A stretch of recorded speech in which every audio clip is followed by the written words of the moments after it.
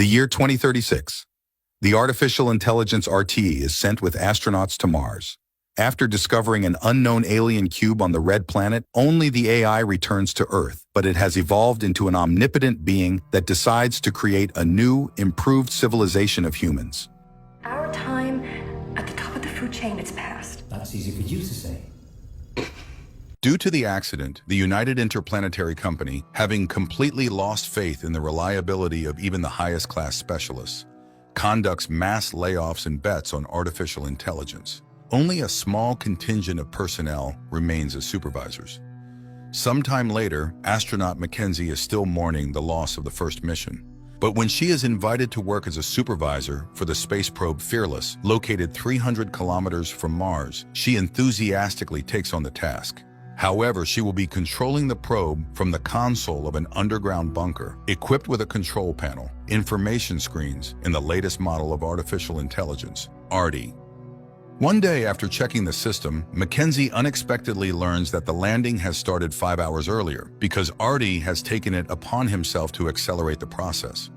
Mackenzie dislikes such autonomy and asks ARTI to connect her with the center's director, her sister, Lena. But AI explains that Lena is in a meeting, and it begins the countdown. Then Mackenzie tries to disable AI, but she is informed that ARTI will be in charge of investigating the tragedy that occurred on Mars by the Council's decision, and she has to accept it. ARTI begins the descent. The probe enters the Martian atmosphere and everything goes according to plan. Suddenly, an alarm sounds. A mechanical failure occurs which AI cannot fix. Mackenzie calculates and orders ARTI to use them, which helps to fix the problem. At that moment, Lena calls, thinking that the successful landing is ARTI's merit, despite the fact that it was Mackenzie who made the necessary calculations.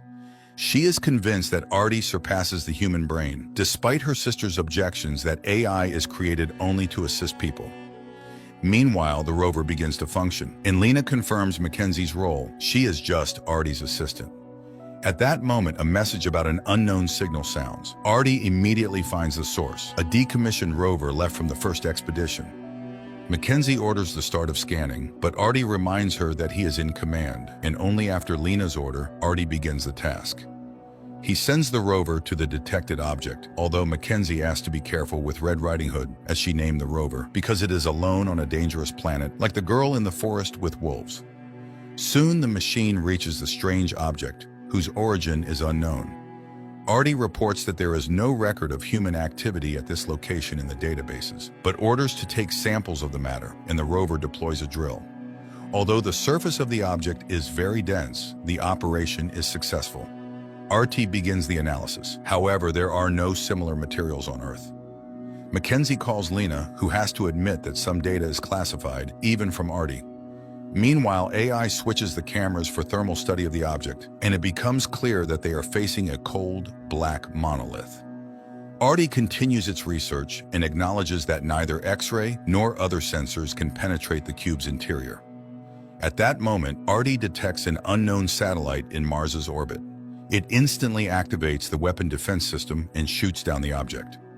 Mackenzie is horrified because this action violates protocols. However, ARTI reminds her that the security of the company's property must be paramount.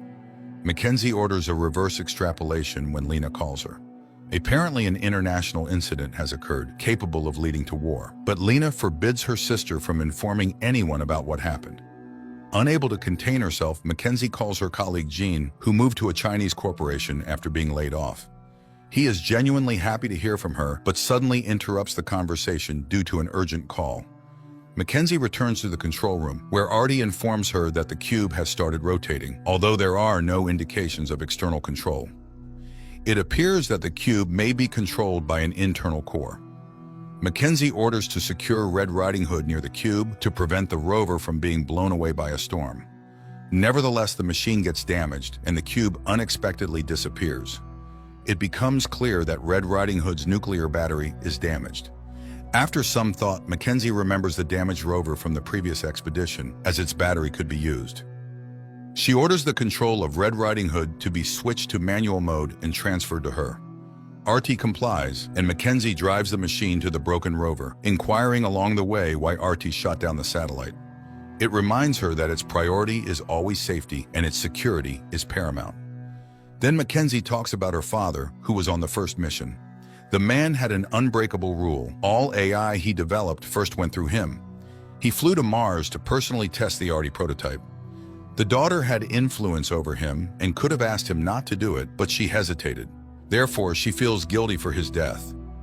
Artie understands her feelings but advises forgetting the past and looking towards the future. A conversation ensues between the woman and the machine. They even discuss a joke about robots when Red Riding Hood approaches the broken rover. Mackenzie uses the manipulators to retrieve the battery as Red Riding Hood's charge catastrophically drops. She manages to do it just in time, and the rover comes back to life. Artie begins analyzing the samples collected by Red Riding Hood and discovers that the cube is made of a material harder than diamonds. And then it detects the cube on Earth. It's somehow teleported to Antarctica inexplicably. This is faster than light travel.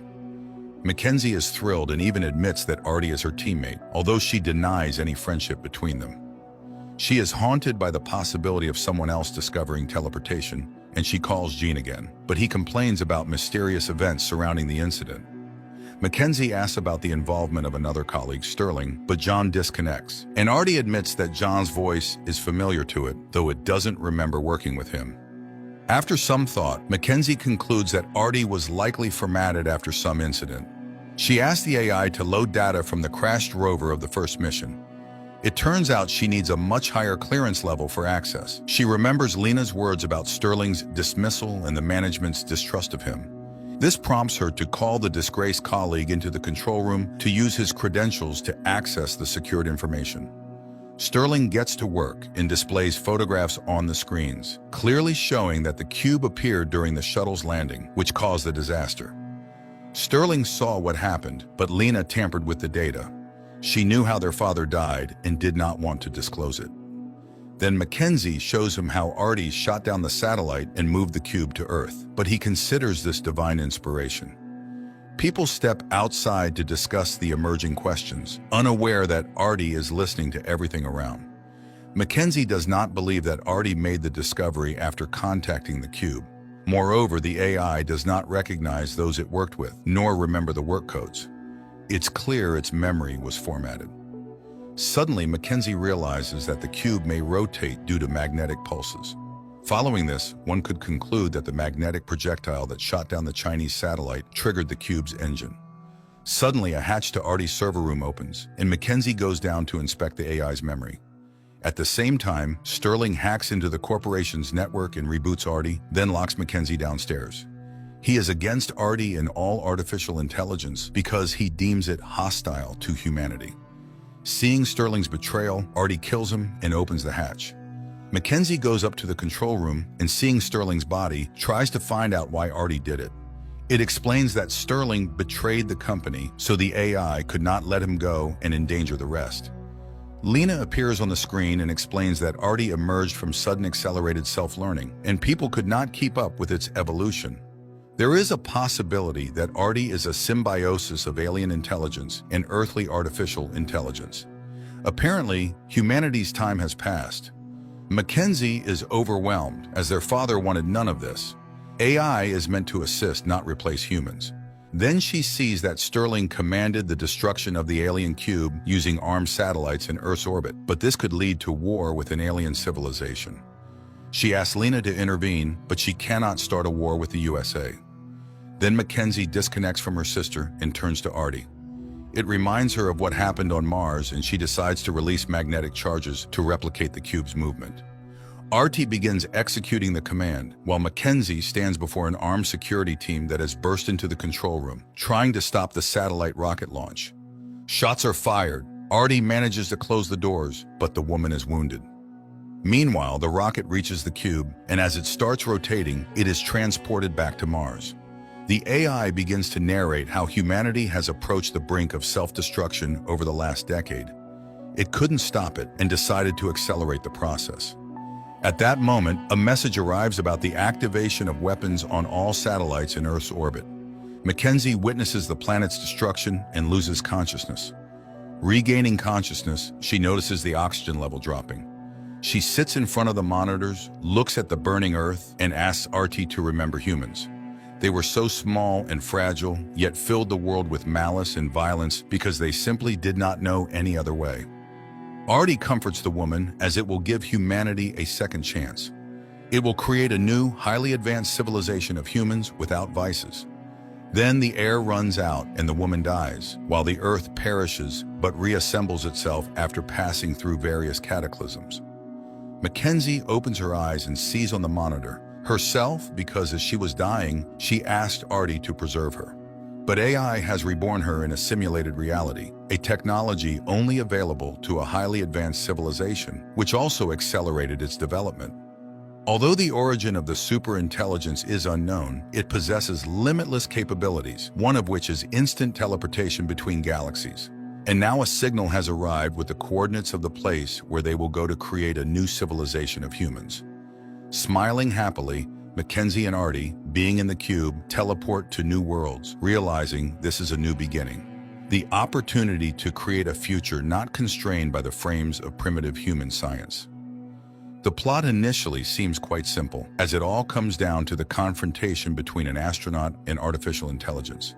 But gradually, it becomes clear that the director is concerned with far more significant questions about humanity's place in the universe and its origin, and about the possibility of someday reaching places currently beyond human reach.